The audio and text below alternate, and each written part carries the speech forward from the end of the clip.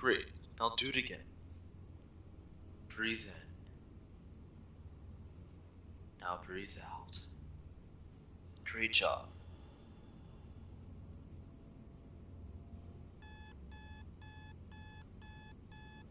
Oh, the show. The show. Bill Nye the Science Guy.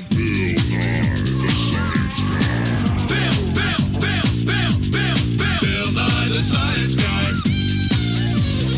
Science rules. Bill Nye the Science Guy. Inertia is a property of matter.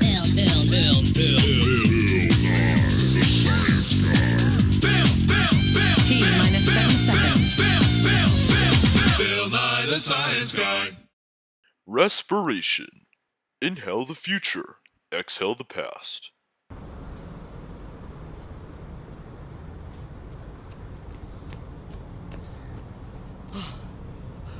Breathing is part of the respiratory system. Whenever you breathe, you're taking in oxygen from around the air, and you're combining that with the food you eat to give us energy. That is what allows us to run.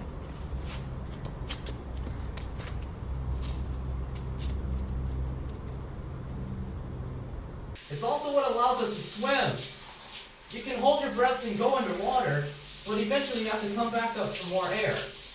The average human can hold their breath for about 30 seconds, but sperm whales can hold their breath up for an hour and a half. Now that's a long time.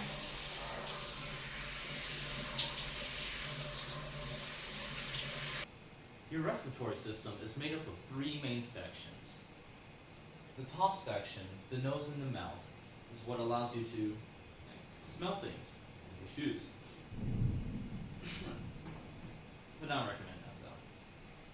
And the mouth allows you to eat things, like this cookie. Now that I would recommend. But all this air you're taking in from up here needs to go somewhere. So it travels down here into the windpipe.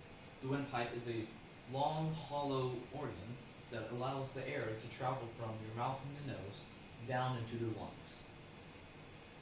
The lungs make up part of the lower system. The lower system includes the large organs, the lungs, and the large muscle, the diaphragm. So the lungs absorb in all the air that you're taking in, and then the diaphragm acts as a sort of pump.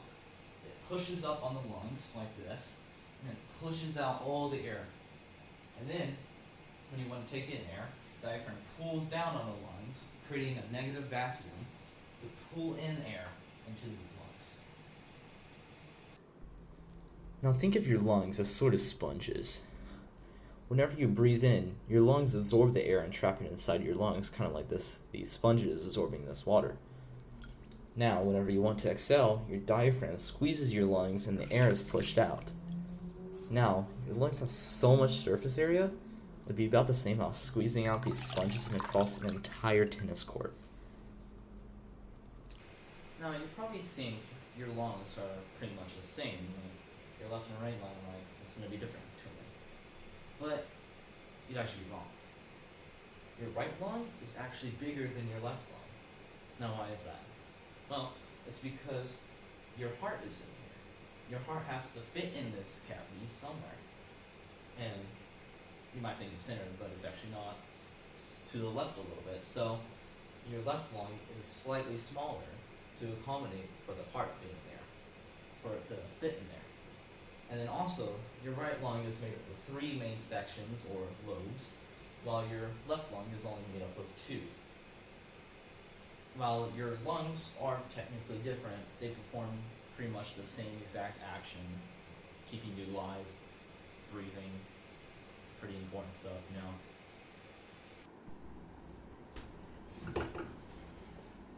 Fun fact. Here's a fun fact for you. Did you know breathing oxygen can give you cancer? Who would have thought? The very thing that keeps you alive also kills you.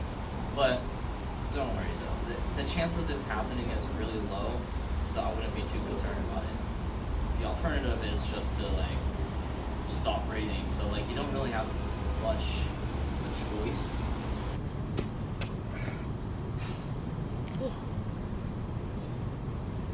lungs are what allow us to breathe and, be alive. So, it's important that we take care of them. This is what a healthy lung looks like. And this is what a lung from someone that smoked looks like. Whenever you smoke, your lungs absorb all the sorts of nasty stuff like silt, carbon dioxide, and carbon monoxide that comes from when you smoke. It's basically standing over a fire and breathing in the smoke. This causes things like lung cancer and for your lungs to not have anywhere near their normal capacity. So, take it from a teenage scientist, doctor, professional like myself, don't smoke, kids.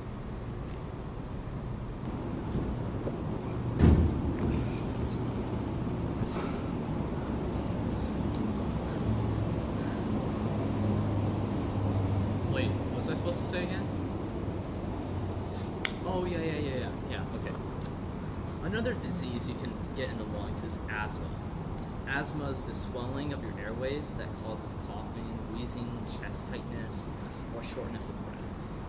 Asthma is caused by a combination of both genetic factors and environmental factors like allergens or air pollution. Now, if you excuse me, I gotta go use my respiratory system for some more of this awesome stuff. Heck yeah.